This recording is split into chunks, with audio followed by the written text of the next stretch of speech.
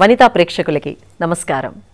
మనం వాణిశ్రీ గారితోటి ఎన్నో సినిమాల గురించి ఎన్నో విషయాలు మనం చర్చించుకున్నాం. మళ్ళీ ఇంకొన్ని విషయాలు తెలుసుకున్నాం.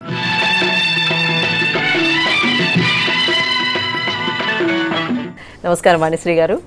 నమస్కారం. మళ్ళీ ఇంకొక ఎపిసోడ్లోకి మీతో.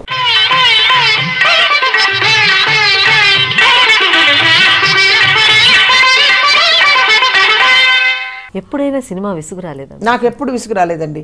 నాకు మా బావగారికి మా అమ్మగారు చెప్పి చూశారు, ఇవ్వకండి అన్ని సినిమాలు, 2 సినిమాలు మానేయండి, అది కూడా మనిషే కదా, యంత్రంలాగా చేయలేదు కదా అంటే ఆయన ఏం చెప్పారంటే, ఆయన చెప్పేది కూడా నిజమే అయి ఉండొచ్చు.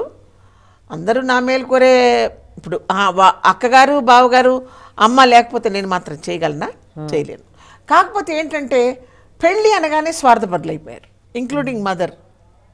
అంటే ఆమెమి నా దగ్గర నుంచి దోచుకుపోయిందని నేను చెప్పను, దోచుకెళ్ళిన వాళ్ళు దోచుకెళ్ళారు. ఆవిడ మాత్రం ముందు మా వారిని చూసి పెళ్లి చేసుకోమని చెప్పినదే ఆమె. పెళ్లి చేసుకుంటే అయిపోతుందమ్మా, ఎందుకు ఇంకా ఏమేమో. ఏమండి, మనం సముద్రం లోతైనా తెలుసుకోవచ్చేమో కానీ మనిషి మనసులో ఏముందో తెలుసుకోలేరు కదా. అట్లాగా అక్క భర్త ఆయన ఎందుకు చెప్తున్నాడో, ఉన్నంత ఉద్దీపం ఉండగానే ఇల్లు చక్కబెట్టుకోవాలండి అని ఆయన అనేవాడు. ఇంకా ఏం చక్కబెట్టుకుంటాడు ఇల్లు? Second Saturday, second Sunday, second Friday ఏదన్నా ఊరికి ఇచ్చేసేవాడు. ఎందుకంటే సెకండ్ సండే మేము పని చేయకూడదు ఎవరు ఇండస్ట్రీలో, ఇండస్ట్రీ హాలిడే. దానికి ఏం చేసేవాడంటే, ఈ ఊరు వాళ్ళు బెంగళూరు వెళ్ళొచ్చు, సాతనూరు వెళ్ళొచ్చు, 150 కిలోమీటర్ల అవతల బెంగళూరో సాతనూరో లేకపోతే ఊటీయో ఇచ్చేసేవాడు. Second Thursday, second Saturday, second Friday, అట్లా 4 రోజులు పోయేది అంతే. ఇట్లాగా కొన్ని క్యారెక్టర్స్ చేస్తున్నప్పుడు విసుగు అనిపించేది కాదు. కానీ కొంతమంది వేవ్-లెంగ్త్ లేని డైరెక్టర్లు, అసలు మనం చెప్పేది వాళ్ళు వినిపించుకోరు, మనం చేసినా కూడా వాళ్ళకి అర్థం కాదు. ఇప్పుడు బొబ్బిల్ రాజా ఉంది. బొబ్బిల్ రాజాలో షీఈ్ ఈగోయిస్టిక్ పర్సన్. పొలిటికల్గా ఆమె చాలా థరో. అంటే తమ్ముడిని చంపించేసి తమ్ముడి పెళ్ళాన్ని ఎక్కడో తరివేసి రాక్షసి. నువ్వు నాకు హీరోయిన్గానే ఉండాలి, వ్యాంపిష్గానో లేకపోతే ఇదిగానో. నేను చెప్పాను, మీరు తీస్తాను నాతో సినిమా అంటే రామానాయుడు గారు, ఒకటి బ్యాడ్ లేదా గుడ్, మంచి కొంచెంసేపు గుడ్ కొంచెంసేపు బ్యాడ్, ఇవన్నీ వద్దు. అది ఎప్పుడో మర్చిపోయారు 13 సినిమాలు. ఎప్పుడు తర్వాత చూసుకుంటారు సినిమా ఈమె దానిలో చేసిందని కాదు, ఇట్లా చేద్దాం. పర్చూరి బ్రదర్స్ కూడా నాకు చాలా హెల్ప్ చేసి. ఆ సినిమాలో ఆ డైలాగ్ రాష్ట్రానైనా రాసిస్తాననేసి మీ రీఎంట్రీలో బొబ్బిల్ రాజా చిరంజీవి గారితో అత్తకి యముడు అమ్మాయికి మొగుడు సూపర్ హిట్ సినిమాలు. మళ్ళీ మర్చిపోయారు. ఏం మర్చిపోయాను? అల్లరి అల్లుడు పాట నాగార్జునతో. ఎస్, మీరు ఇప్పటి జనరేషన్ హీరోస్తో కూడా ఆ లెవెల్లోనే స్టెప్స్ వేశారు. మీరు మెగాస్టార్ గారితో మీ సెట్స్ మీద మీ రిలేషన్షిప్ ఎట్లా ఉండేది? ప్రొఫెషనల్ బాగుంటుందండి. He is very nice. అంటే కొత్తగా ఫీల్ అవ్వలేదు మీరు? ఆ జనరేషన్ ఆయన కొత్త కదా, ఆయనే అప్పటికి పెద్ద మెగా స్టార్గా లేడు కదా. ఆయన మామూలుగా మాతో చేయడం ఇష్టమే, అందరూ నెల్లూరు వాళ్ళమే, అంతా తెలిసిన వాళ్ళమే. రామలింగయ్య గారు, అరవింద్ గారు అందరూ బాగా తెలుసు. So I'm very happy with him. అంటే మనం ఇలా చేద్దాం అలా చేద్దాం అని పెద్దగా అంటే నన్ను కంపల్ చేసేది ఎవరు లేరు. కోదండరామరెడ్డి గారు అయితే ఇద్దరిని హీరో హీరోయిన్స్ లాగా, ఇటు నేను వెనక ఈయన, ఇద్దరిని పెట్టి ఓ చాలా చెంగావి రంగు చీర అంటే గుర్తుకొచ్చింది. మళ్ళీ వెనక్కి వెళ్ళాల్సి వచ్చింది. చెప్పండి. ఆ చెంగావి రంగు చీర డాన్స్ అసలు నాకు ఆ కర్చీఫ్ బాగా గుర్తుంది. ఇలా పెట్టి మీరు ఒక పోజు పెడతారు. సలీం మాస్టర్ గారితోటి స్కార్ఫ్ అంత ఫాస్ట్గా ఎలా చేయగలిగారు మీరు? పైగా అప్ అండ్ డౌన్స్ అనుకుంటారు. చాలా కష్టపడి ఉంటారు. హీరాలాల్ మాస్టర్ గారు వచ్చారంటేనే అప్పుడు అక్కడ ఒక కట్టర్ ఉందనుకోండి, ఆ కట్టర్ కూడా డాన్స్ చేస్తుంది. కుర్చీ ఉందనుకోండి, కుర్చీ కూడా డాన్స్. ఎందుకంటే అంత పవర్ఫుల్ మాస్టర్ ఇంకెవరు లేరు. లెజెండ్. తర్వాత చాలా మంది వచ్చారు. వెళ్ళగానే నమస్కారం చేసి, నమస్కారం మాస్టర్ గారు అని పాదాభివందనం చేసేసి, మాస్టర్ గారు మళ్ళా సీనా ఇక్కడ రాయంపా మాణి మాకి ఈ మూమెంట్ చెప్పి సుశీల అని అంటే మూడవుట్లో ఉన్నాడు అనమాట. ఇంకా ఆ రోజంతా మనం చచ్చామే. లేకపోతే ఆయనే చేసి చూపించేస్తాడు. ఓకే, చాలా బాగా చేస్తాడు ఆయన డాన్స్. అసలు చెప్పడానికి వీల్లేదు. ఇంతమంది మహానుభావులు, ఇంత పెద్ద ఇండస్ట్రీ చెక్కిన శిల్పాన్ని నేనుగా వెంకమ్మ కూతుర్ని ఏదో చాలా చేసేసాను, చాలా పెట్టేశాను అని నేను చెప్పను. అది మీ హ్యూమిలిటీ మేడం. కాదండి, నేను ఒకటే మాట చెప్తున్నాను, ప్రతి మనిషిలోనూ మనం నేర్చుకోదగ్గది ఏవో ఉంటుంది. ఒక జీవితం అనేది చనిపోయేదాకా మనిషి నేర్చుకుంటూనే ఉండాలి, అప్డేట్ చేసుకుంటూనే ఉండాలి. అలాగా నేను ప్రతి ఒక్కటి సావిత్రి గారిని ఆవాహన చేసుకున్నాను. ఆమెను బయటికి పంపించడానికి చాలామందిని తీసుకొచ్చి హిందీలో నుంచి, కన్నడంలో నుంచి అందరిని మళ్ళీ different person, different personality, voice change.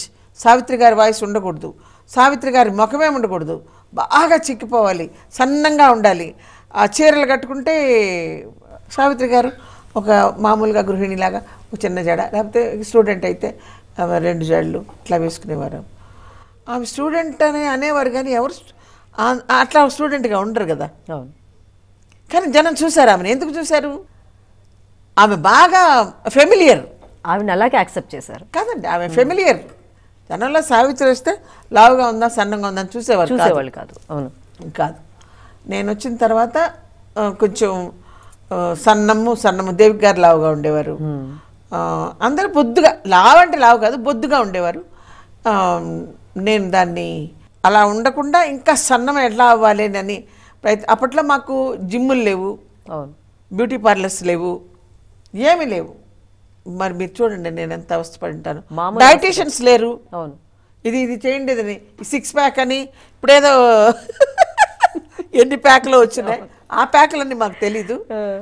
అయితే ముఖం బాగుండాలి, నిండుగా ఉండాలి. నిండుగా అని కాదు, ఫేస్లో ఒక గ్లో ఉండాలి, కళ్ళల్లో ఒక మెరుపు ఉండాలి, పళ్ళ మీద చిరునవ్వు ఉండాలి. ఇప్పటి హీరోయిన్స్ ఈ లక్షణాలన్నీ ఉన్నాయా? ఇప్పటి హీరోయిన్స్ లో ముఖం మీద గ్లో, చిరునవ్వు. అవి మనం చెప్పడం ఎందుకులేండి, చెప్పండి. ఏం కాదులేండి. వాళ్ళకు కూడా మన డైరెక్టర్స్ అమ్మా నువ్వు కొంచెం బాగా నిద్రపోయి బాగా భోజనం చేసి మరీ సన్నమో లావని కాదు, కొంచెం అందంగా కనపడండి అని చెప్తే వాళ్ళు మాత్రం ఎందుకు చేయరు? బట్టలు మేము కాదండి, మేము బికినీలు వేసుకొని మీకు సినిమాలు చేస్తామని చెప్తారా? చెప్పరు. ఆడది చెప్పదు. వీళ్ళకి డైరెక్టర్స్కి, ప్రొడ్యూసర్స్కి ఏం కావాలో, ఆ సినిమా ఎందుకు రన్ అయిందో తెలీదు. అది రన్ అయింది కాబట్టి ఆవిడ తక్కువ బట్టలు వేసుకుంది కాబట్టి మనం కూడా మన హీరోయిన్కి తక్కువ బట్టలు వేయాలి, అంతే తప్ప ఇది ఎట్లా ఉంటుందంటే అండి, నేను ఒక దీనిలో చదివాను. నేను ఒక ట్రాఫిక్ పోలీసు వస్తాడు, ఈ బండి నట్టు పొమ్మంటాడు, ఆ బండి నిట్టు పొమ్మంటాడు, ఈ బండి నట్టు పొమ్మంటాడు అంటాడు. ఇటు కొన్నాళ్ళు అక్కడ ఉంటాడు, ఆ తర్వాత వాడు వెళ్ళిపోతాడు, ఇంకొకడు వస్తాడు. అవును. అట్లాగే డైరెక్టర్స్ కూడాను ఒక్కొక్కళ్ళు మారిపోతూ ఉంటారు. ఆ మారిపోయిన వాళ్ళల్లో కాస్త ఎవరైనా ఇంటలెక్ట్ దగ్గర మంచి డైరెక్టర్స్ దగ్గర పనిచేసిన వాళ్ళు ఉంటే ఆ బుద్ధులన్నీ వీళ్ళకి వస్తాయి. ఆ జనరేషన్ ఇప్పుడు చూడండి, ఇప్పుడు ఇల్లు కట్టే మేసన్ ఉన్నాడు, వాడికి రాళ్ళు తెచ్చిచ్చేవాళ్ళు ఉంటారు, ఇసుక తెచ్చిచ్చేవాళ్ళు ఉంటారు, నీళ్లు తెచ్చేవాళ్ళు ఉంటారు, రకరకాలుగా అన్ని కలిపి కడుతూ ఉంటాడు. ఇప్పుడు ఈ రాళ్ళు మోసినవాడు రేపు మళ్ళీ మేసన్ అవుతాడు.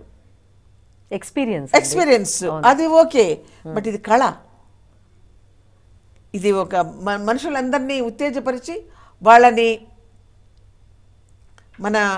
మనల్ని చూడడానికి వచ్చిన వాళ్ళు ఏదో ఒకటి మంచి నేర్చుకుని బయటకు వెళ్ళాలి వాళ్ళకి. అది ఆ రోజుల్లోని మీతో పాటు చాలా మంది హీరోయిన్స్ చిన్న క్యారెక్టర్స్ నుంచి హీరోయిన్లు అయ్యారు, చాలా మంది వరకు. ఇప్పుడు డైరెక్ట్గా హీరోయిన్సే. ఏది బెటర్ అంటారు? అసలు ఏదైనా ఎక్స్పీరియన్స్ గ్రాస్ప్ చేసి ఒక లెవెల్కి రీచ్ అవ్వడం బెటర్ అంటారా, లేకపోతే డైరెక్ట్గా ఫేస్ కెమెరా ముందరే నించుని హీరోయిన్గా రావడం బెటర్ అంటారు? అట్లా కాదులేండి, ఇది బెటర్ అది బెటర్ కాదని మనం చెప్పలేము. కొన్నిసార్లు భరతనాట్యం ఉందంటే నాట్యశాస్త్రం ఒకటి ఉంది. అట్లాగే మెడిసిన్ తీసుకోండి మీరు. మెడిసిన్లో వాళ్ళు ముందు 7.5 సంవత్సరాలు చదివేవాళ్ళు, ఆ తర్వాత 5 అయింది, ఇప్పుడు 4.5 సంవత్సరాలు. ఇన్ని పుస్తకాలు చదువుతారు. లాకి ఇన్ని పుస్తకాలు ఉన్నాయి, ఇంజనీరింగ్ పుస్తకాలు ఉన్నాయి, యాక్టింగ్ పుస్తకాలు. ఇప్పుడు ఏదో పెట్టుకున్నారనుకోండి యాక్టింగ్ స్కూల్ అని, దానికి ఒక ఇది పెట్టుకున్నారు. ఏది ఏమైనా ముందు ఒక 4-5 సంవత్సరాలు కానీ 7-8 సంవత్సరాలు కానీ సినిమాలు చూడాలి బాగా. అబ్జర్వేషన్. ఎందుకంటే మన పుస్తకాలు లేవు. అబ్జర్వేషన్. ఎవరి సినిమాలు, సినిమా బోర్ కొట్టచ్చు. బోర్ కొట్టిన సినిమా అయినా ఎందుకు బోర్ కొట్టేటట్టు తీసాడు వాడు అనేది కూడా చూడాలి కదా. అట్లాగా మా పిల్లలు అంటుంటారు, ఎప్పుడైనా ఇంగ్లీష్ సినిమాలకి తమిళ సినిమాలకి తీసుకెళ్తారు మద్రాసులో, అమ్మ బోర్ కొడుతుందమ్మా వెళ్ళిపోతారా అంటారు. నేను రానంట. సినిమా బాగున్నా లేకపోతే లాస్ట్ బాగున్నా లేకపోతే ఏంటి, ఎందుకు తీసాడు అసలు ఈ సినిమా, కథ ఏంటి అసలు, మధ్యలో పోతే మనకేం తెలుస్తుంది, చూడాలి కదా. నేను అది ఒప్పుకోను. అట్లాగా ఈ పుస్తకాలు ఏమీ లేకపోవడం వల్ల మనకి ఎవరికి తెలిసినట్టు వాడు చెప్తాడు, వాడు చెప్పిందే వేదం. కొలత అంటూ లేదు యాక్టింగ్కి అసలు. అంటే ఇప్పుడు గ్లామర్కి డెఫినేషన్ మారిపోయింది. గ్లామర్కి ఆబ్జినిటీకి గ్లామర్ అంటున్నారు. హీరోయిన్స్ ఏం చేస్తారు, హీరోలు ఏం చేస్తారు, ఎవరు ఏం చేయరు. ఇప్పుడు చూడండి మనకి ఎంత మంచి హీరోలు ఉన్నారు. రవితేజ ఉన్నాడు, సచ్ ఏ వండర్ఫుల్.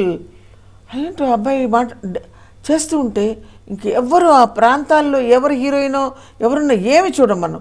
ఎందుకంటే రవితేజ మీదే ఉంది. ఎందుకంటే అట్లాగా న్యాచురల్గా డైలాగ్ చెప్తున్నాడా, వాళ్ళు నిజంగా రాశారా, ఇతనే చెప్పేస్తూ ఉంటాడా, చాలా న్యాచురల్గా ఫ్లో. న్యాచురల్ కాదు అది, అతన్ని సినిమా కోసం బిహేవియర్ కాదు, నిజంగానే అట్లా ఏంటాడే. అట్లాగే మన అరవింద్ గారి అబ్బాయి అల్లు అర్జున్ డాన్స్ చేస్తుంటే అందరు అంటారు ప్రభుదేవ గుడ్డు, వాళ్ళు గుడ్డు వీళ్ళు గుడ్డు అంటారు. ఏం గుడ్డు కాదు. ఆ అబ్బాయి కాళ్ళు నేను చూడాలనుకుంటారు, రబ్బర్తో ఏమన్నా చేయించుకున్నారేమో, ఇప్పుడు అంతా గ్రాఫిక్స్ కదా. ఎంత బాగా చేస్తాడండి డాన్స్. అట్లాగే సిద్ధార్థ్ ఈజ్ అంటే యమ ఈజు సిద్ధార్థది. నువ్వు వస్తానంటే నేను వద్దంటా అన్న సినిమాలో అతను చేస్తుంటే ఆ రోల్ తర్వాత ఎవరో చేశారు కానీ మనకు అబ్బా సిద్ధార్థ్ అయితే ఎంత బాగుండేది అనిపిస్తుంటుంది. అలాగే ప్రభాస్ మిస్టర్ పర్ఫెక్ట్. నేను అక్కడికి పోయినప్పుడంతా నాకు గుర్తుకొస్తుంది. ఇప్పుడు నేను ఉండేది ఊటీలోనే కదా, మిస్టర్ పర్ఫెక్ట్ అంతా ఊటీలో తీసి అదేదో జర్మనీలోనో ఆస్ట్రేలియాలో తీసినట్టు చూపించారు వాళ్ళు. He got his own style. అవును.